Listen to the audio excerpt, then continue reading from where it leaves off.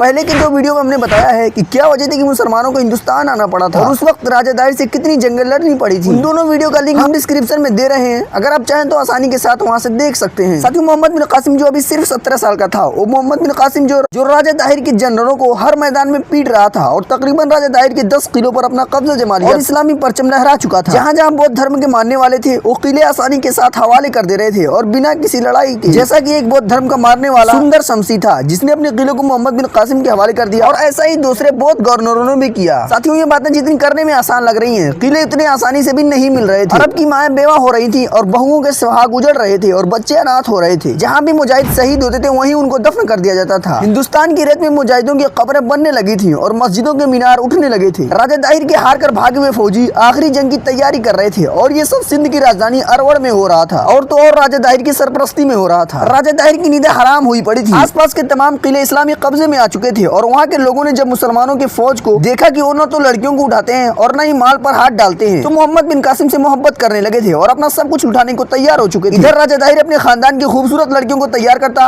और मोहम्मद बिन कासिम के पास भेजता ताकि चुपके से उसे जहर दे दिया जाए। लेकिन उस चाल को सिर्फ एक शख्स नाकाम कर दे रहा था जिसका तारीख में नाम साबान सख्फी है। कहा जाता है कि ये आदमी जमीन के नीचे भी देख लिया करता था और जरा सी हरकत पर समझ जाया करता था कि सामने वाला क्या चाहता है और ये क्या कह रहा है, और वो हर वक्त मोहम्मद बिन कासिम के साथ रहता था। अब तो ये हाल था कि लोग तेजी से इस्लाम कबूल करने लगे थे। राजा दाहिर बिल्कुल खलबला चुका था और फौज को बाहर आकर लड़ने को कह रहा था। मोहम्मद बिन कासिम ने अपने चचा को खत लिखा और आखिरी हमला करने की ख्वाहिश जाहिर की। ये बंदा हज्जाज बिन यूसुफ बसरा में था जो हिंदुस्तान से लाखों मील दूर है और फौज पर ऐसे नजर जमाए हुआ था जैसे फौज उसके सामने हो। बिना उसके हुक्म के फौज कोई भी हरकत नहीं कर सकती थी। इसी वजह से हज्जाज बिन यूसुफ ने बसरा से हिंदुस्तान तक के तमाम रास्तों में फौजी छावनी बनवाई थी और हर छावनी में 10-12 किस्म के उम्दा घोड़े रखे थे। जब आखिरी हमले की खत उसको पहुंची तो उसने लोगों को मस्जिदों में जग कर दुआएं और नफलें पढ़ने को कहा। इस आखिरी खत में मोहम्मद बिन कासिम 2000 घोड़े भी मांगे थे क्योंकि यहाँ घोड़ों में बीमारियां फैल गई थी और घोड़े मर रहे थे। वक्त से पहले घोड़े पहुंच गए और घोड़ों का चारा भी। अब राजा दाहिर और मुसलमानों में आखिरी जंग होने जा रही थी। जाहिर है राजा दाहिर के पास मुसलमानों से 4 गुनी फौज थी और इस्लाम और कुफ्र की लड़ाई में हमेशा ऐसा ही हुआ है। राजा दाहिर ने एक चाल चली कि पहले अपने कुछ सवारों को भेजा ताकि मामूली जंग हो और मुसलमान फौज कमजोर पड़ जाए। इसकी खबर मोहम्मद बिन कासिम को लग गई। उसने अपने दस्ते ऐसे ही तैयार किए। तारीख गवाह है कि मुस्लिम लश्कर ने उनके तमाम लश्करों को काट दिया और यहाँ से सिर्फ 3 लोग बचकर गए थे जिसमें राजा का बेटा जय सिन्हा भी था।